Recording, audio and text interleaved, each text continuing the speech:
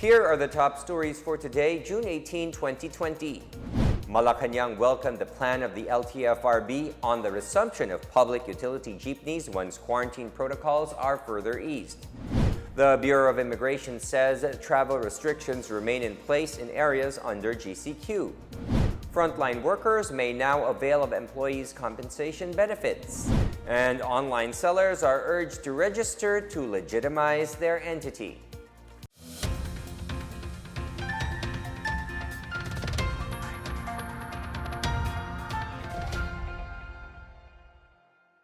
Good day, I'm William Theo. Welcome to the PNA Newsroom. Our top story for today, let us take a look into the flowchart released by the Joint Task Force COVID Shield. This will serve as a simple explanation on travels amid the implementation of quarantine rules. Based on existing rules, all travels within Metro Manila and within a province do not require a travel authority. Travels that cross the border of Metro Manila and provinces require a travel authority, which is being issued by the local police stations. The flowchart simplifies the answers to all questions relating to travels within the Philippines amid the implementation of the community quarantine. If you are an authorized person outside residence and your travel is work-related, just bring an ID or certificate of employment. If you are traveling by air and sea, you will need to secure a medical certificate from any government medical facility. If you are permitted to travel just to avail goods and services within your locality, a quarantine pass is needed in areas under ECQ and MECQ, while areas under GCQ and MGCQ will just require a valid ID. If you are a locally stranded individual and essential traveler, you are in ECQ or an MECQ area, you are permitted to travel, just bring proper identification. You will also need to secure a travel authority. Go to the LGU designated travel document processing one-stop shop in your city or municipality, and you will be notified when your travel documents and medical clearance are ready. Malacanang welcomed the plan of the LTFRB to identify the routes of public utility jeepneys once quarantine protocols are further eased. LTFRB Chairman Martin Delgra earlier said they have identified at least 100 routes once the GCQ status is lifted on June 30. Kung hindi na plano, talagang hindi na sila papayagan muli. Kasi talaga imposible mag-social distancing. So kung nagsalita po si Chair Delgra na baka po pwede na sa June 30, yan po talaga ay mabuting balita dahil bagong pulisiya po yan. Meanwhile, the Department of Transportation is expected to roll out the second phase of public transport on June 22nd. This allows public utility buses, modern public utility vehicles, and UV Express with limited passenger capacity. Roque said he will raise before members of the IATF-EID the possibility of allowing the resumption of PUJ operations if a third tranche of cash aid for drivers and operators is not feasible. Sasabihin ko po muli sa aking mga kasama, kung hindi natin sila sisigurado na magkakaayuda para dito sa buwan ng Hulyo na third tranche, baka nga pwede na silang payagan, no? Malacanang said the latest quarantine classification in Cebu City is already final and can only be modified after June 30. Cebu City is the only area in the country that was put under enhanced community quarantine until June 30. On Tuesday, Cebu City Mayor Edgar Labella said his office will appeal for a reclassification of the community quarantine in the city. Presidential spokesperson Harry Roque said they should accept President Duterte's decision because the area is currently in a dangerous level. Nung nag-anunsyo ng Presidente, final na po yan at kinakailangan mag-antay para sa end of the month para po magkaroon ng pagbagong classification. Meanwhile, Mayor Anthony Gerald Gullias Jr. of Talisay City in Cebu ordered the implementation of strict quarantine health protocols as the city is placed under modified enhanced community quarantine. Gullas hinted that the IATF decided to place the city under MECQ because of the absence of recorded recoveries out of the 61 coronavirus infections. Like Mayor Edgardo Labella in Cebu City, Gullas also called on the military and police to implement strict quarantine protocols such as the mandatory staying at home directive, wearing of face masks, and physical distancing, among others. The DILG said the move to revert Cebu City to ECQ and Talisay City to MECQ is not a form of punishment but a chance to intensify response efforts to COVID-19. The Boracay Interagency Task Force denounced the entry of a group of travelers to Boracay for violating protocols. The task force said the Department of Tourism is also revoking the accreditation of the resort that housed the group from June 12 to 14.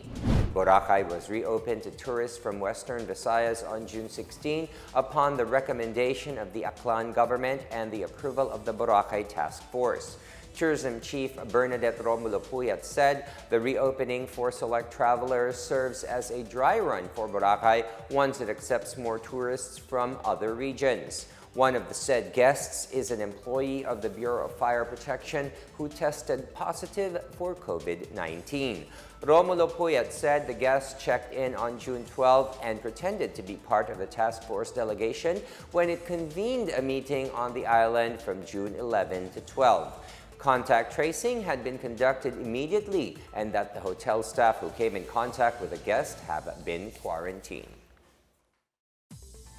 The Bureau of Immigration announced that travel restrictions remain in place in areas under GCQ.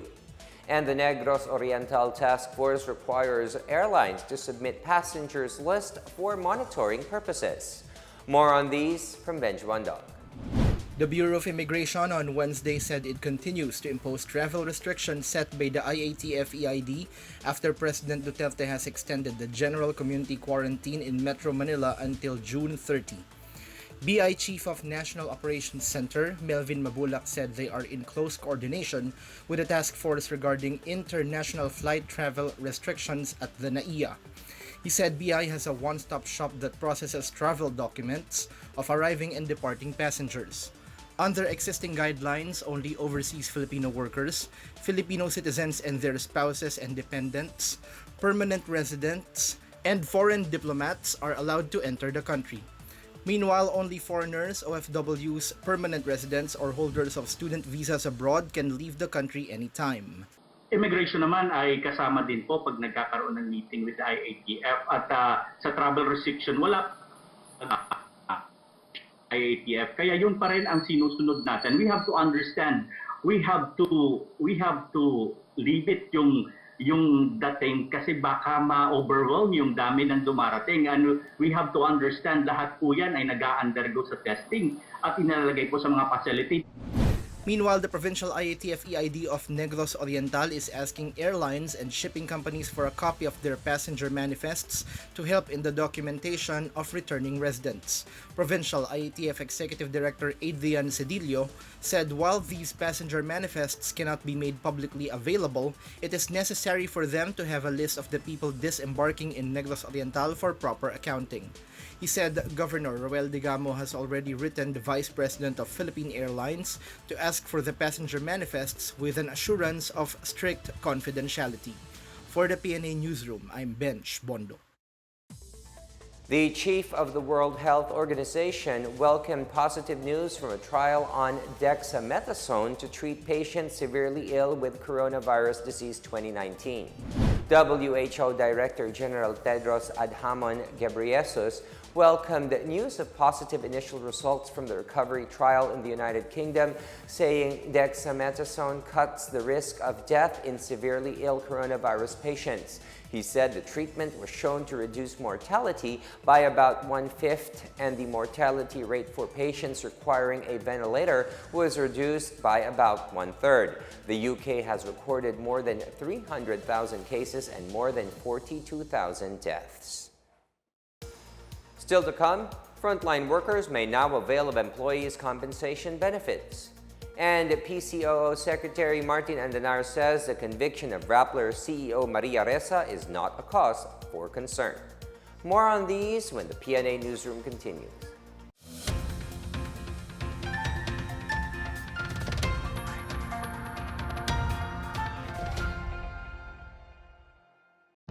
Alamin ang tamang paraan ng pag-ubo upang mapigilan ang paglaganap ng Coronavirus Disease 2019. Ugaliing magdala ng panyo o tissue.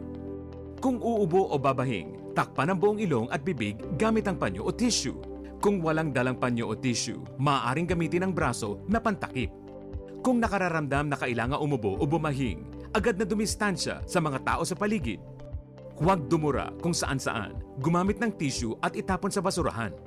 Ugaliin ang paghuhugas ng kamay at paggamit ng alcohol o hand sanitizer upang mamatay ang mikrobyo.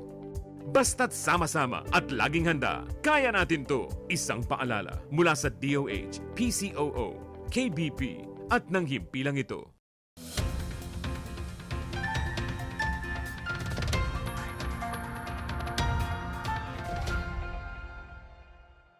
You are still watching the PNA Newsroom. The House Defeat COVID-19 Committee New Normal Cluster approved the proposed recovery assistance package for higher and technical vocational education. The proposed recovery assistance package worth 38.8 billion pesos seeks to provide assistance for the upgrade of digital infrastructure and connectivity for educational institutions. House Bill 6706 is also said to cast a safety net for students and school personnel for an unhampered delivery of quality, accessible tertiary education. Frontline workers are now entitled to employees' compensation benefits. The Employees' Compensation Commission said frontline workers in the private and public sectors who contracted the coronavirus disease because of their employment are entitled to the benefits and services under the Employees' Compensation Program. Beneficiaries can avail of the daily sickness benefit and medical benefits as well as funeral benefits if the worker dies due to COVID-19. Frontline personnel who acquired the deadly virus may file their claim at any SSS or GSIS branches. The Department of Health welcomed the investigation to be conducted by the Office of the Ombudsman on the alleged irregularities and anomalies in handling the country's COVID-19 situation. The DOH said it has been transparent in the COVID-19 response, including procurement transactions and the provision of benefits to healthcare workers. President Duterte earlier ordered the NBI to investigate the issues raised on the procurement of personal protective equipment, machines, and testing kits by the procurement service of DBM. The government had to let go of physician and health reform advocate Dr. Tony Liachon as special consultant to the National Task Force on Coronavirus Disease COVID-19 due to his preemptive releases of some information prior to the official announcement. NTF COVID-19 Chief Implementer Secretary Carlito Galvez Jr. on Wednesday clarified that Liachon jeopardized the communication efforts of the task force in addressing the pandemic and that he had already been cautioned to refrain from doing it but remained deaf to collegial advice. Galvez said that while government efforts are not always perfect, majority of those who serve are doing so with a lot of dedication even at the risk of their own lives. He said these trying times call for compassion and understanding as well as unity. President Rodrigo Duterte continues to value the freedom of the press and freedom of speech in the Philippines. Communications Secretary Martin Andanar gave the assurance on Wednesday as he ensured that press freedom and freedom of speech remain vibrant and strong in the country. Andanar claims by critics that the cyber libel conviction of Rappler CEO Maria Ressa and former research writer Reynaldo Santos Jr. was a suppression of media freedom. Andanar viewed the Manila Regional Trial Court's ruling as independent and impartial. The U.S. State Department on Tuesday also raised worry over the guilty verdict against Ressa and Santos, but Andanar told the U.S. that the case should not be a cause for concern. He ensured that the government has constantly been one with the U.S. and the international community towards upholding and valuing freedoms of the press and of speech. Former Senate President Juan Ponce Enrile said on Wednesday that the ownership of ABS-CBN Broadcasting Corporation remained with the Lopez family despite the sequestration of the network during the martial law of then-President Marcos's administration. During the House hearing on ABS-CBN's franchise issue, Enrile said the title of the company's broadcast facilities was never transferred to the government. Enrile executed the sequestration order for all broadcast companies, including ABS-CBN, when President Ferdinand Marcos declared martial law in 1972. He said it was part of the national policy to immobilize and control the communication system and the outlets for information in the country. Enrile noted that ABS-CBN was reopened in 1973 for use by the government to broadcast information. During the previous hearing on Monday, ABS-CBN stood by the legality of the return of its broadcast facilities to the Lopez family. ABS-CBN Vice Chair Augusto Almeda Lopez claimed that the network had to retrieve their station themselves after the EDSA revolution in 1986. In our business news, Malacanang says the government is taking advantage of the Philippines' good credit rating by applying for loans to help fund its economic recovery plan after the COVID-19 pandemic. Presidential spokesperson Harry Roque said the country can borrow money with low interest rates because of its good credit history. Tokyo-based debt watcher Japan Credit Rating Agency Limited upgraded the country's credit rating to A- with a stable outlook on June 11. The country's new credit score was one notch higher than the previous BBB+, and the highest rating it has ever received. Roque, however, said the government doesn't know yet how much it needs if the number of COVID-19 cases continue to rise. On Tuesday, Finance Assistant Secretary Antonio Lambino said the Philippines plans to borrow at least 400 billion pesos to support the government's COVID-19 economic recovery efforts. The Bureau of Internal Revenue, or BIR, reiterates its call for online businesses to register to ensure their businesses are operating legally.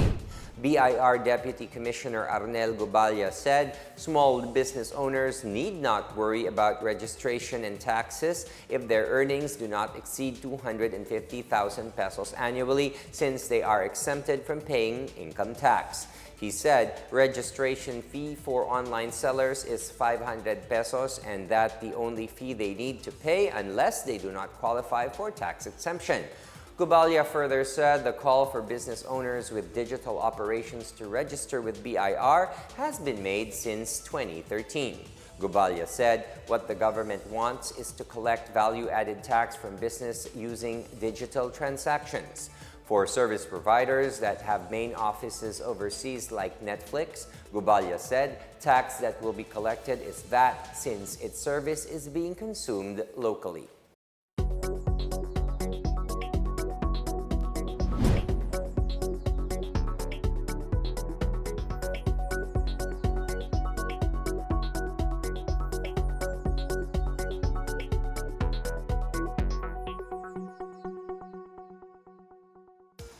Up next, the anti-terrorism bill draws more support as it awaits for the signature of President Duterte.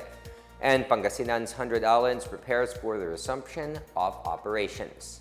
The PNA Newsroom returns after these reminders.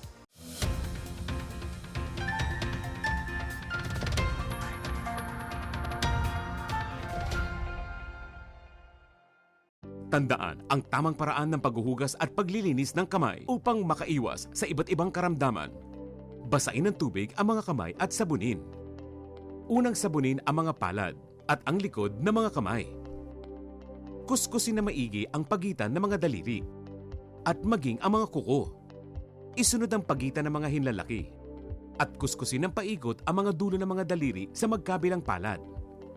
Banlawang mabuti ang mga kamay sa malinis na tubig at patuyuin ang mga kamay gamit ang single-use towel o air dryer. Basta't sama-sama at laging handa, kaya natin to! Isang paalala mula sa DOH, PCOO, KBP at ng himpilang ito.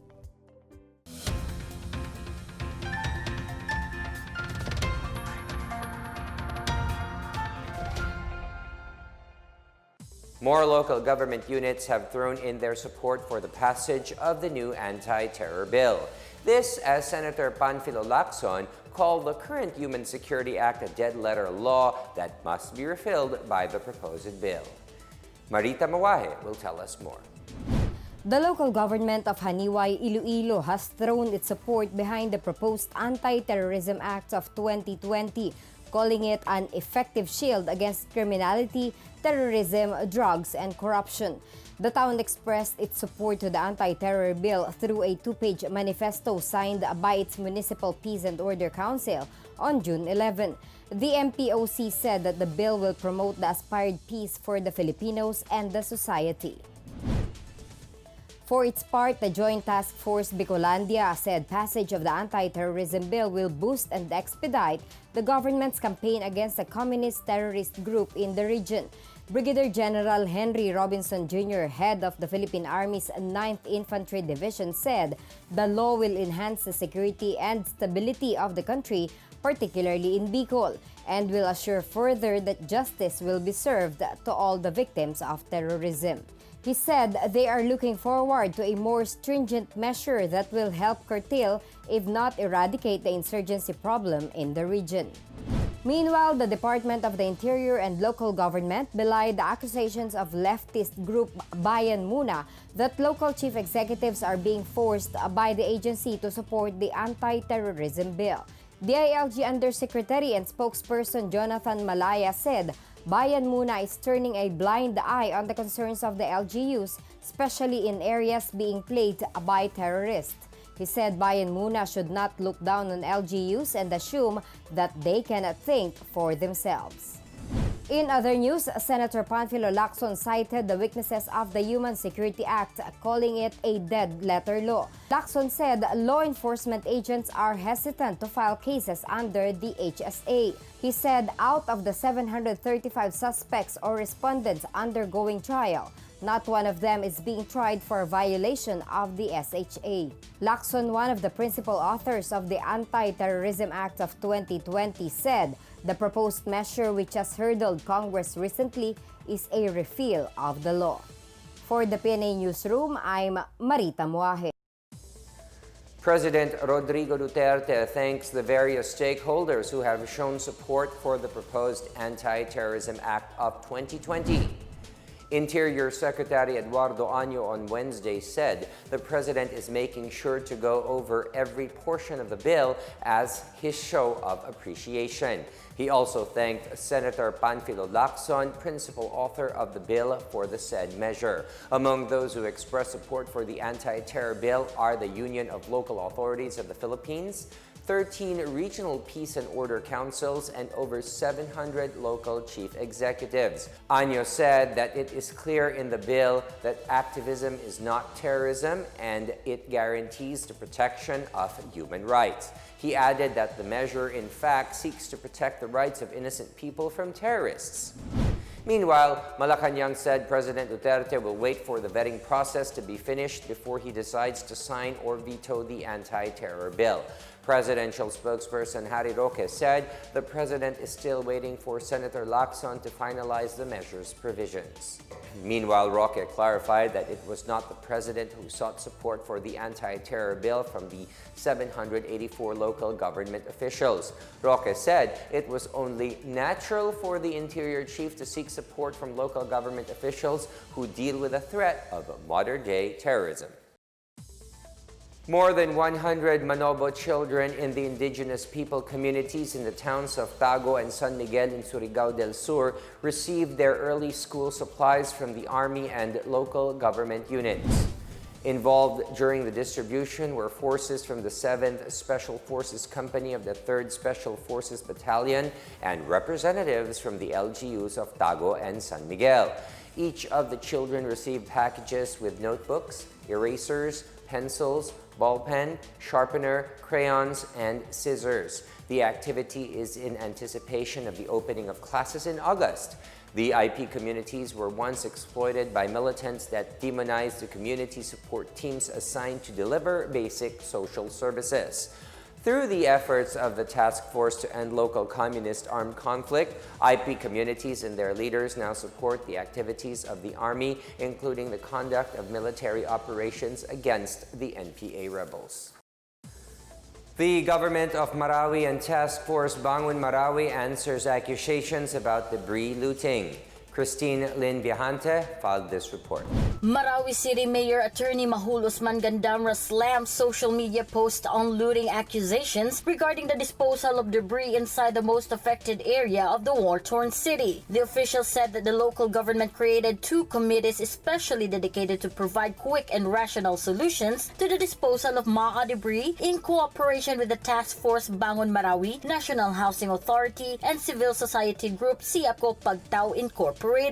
Ang importante dito, yung proseso na dinaanan, which is sanctioned naman by the Sangguniang Panglungsod Ordinance. Moreover, Gandamra clarified that the looting allegations are purely spreading misinformation to create an uproar of homeowners. In fact, the committees went through 3 public biddings before the first shipment of metal scraps went out of the city last May 12, 2020. The mayor also emphasized that it is not feasible to separate and return all the crumpled debris to the owners, and it will be a painstaking process. Reason why the LGU created a trust fund committee responsible for the proceeds of the said debris. So dahil hindi natin pwedeng i-quantify or hindi natin pwedeng i-identify kung magkano yung makukuha ng bawat isa dahil iba-iba ho ang mga bahay dyan. We will consult the members of the committee, and of course the members of the committee will consult the public kung ano yung one. We will i-feel natin ano yung gusto eh. Pero hindi naman yung individual bibigyan mo. We cannot do that. Meanwhile, TFBM Field Office Manager Assistant Secretary Felix Castro Jr. assures that all actions inside MAA each went through a specific legal process before operating. Wala pong looting, yan naman nakikita natin. Bago lumabas yan, may mga papeles na hawak yung mga trucks.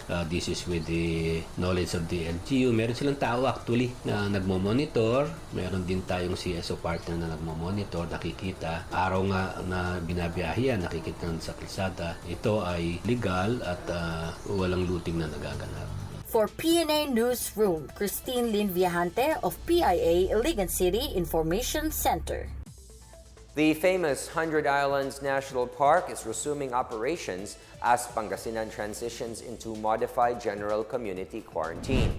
City Tourism Officer Miguel Sison said they will be resuming the park's operations slowly to ensure the safety of tourists as well as the employees. About 500 tourists will be accommodated in the HINP, or 50% of its original capacity, in line with the guidelines of the MGCQ.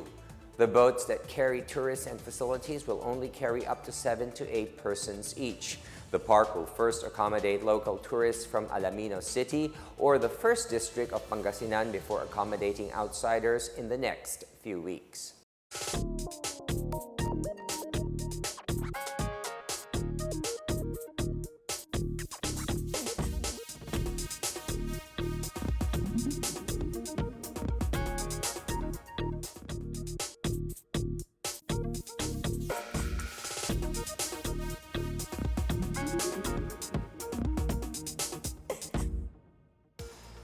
Let's take another look at today's biggest stories. Malacanang welcomed the plan of the LTFRB on the resumption of public utility jeepneys once quarantine protocols are further eased.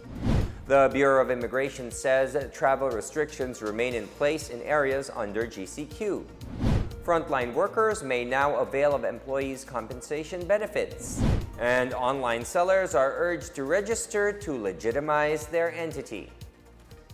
Thank you for watching another episode of the PNA Newsroom. To check out more news content, check our webpage or head on to the Philippine News Agency's Facebook and Twitter accounts. For more stories about the government and how it serves Filipinos, look for these hashtags in all of our social media platforms and websites. We are shown on the pages of the PCOO and its attached agencies. Also, watch us on television on PTV4 and IBC 13. And that's your daily dose of the biggest stories that you need to know. From the PNA Newsroom, I am William Theo. Good day and stay safe, everyone.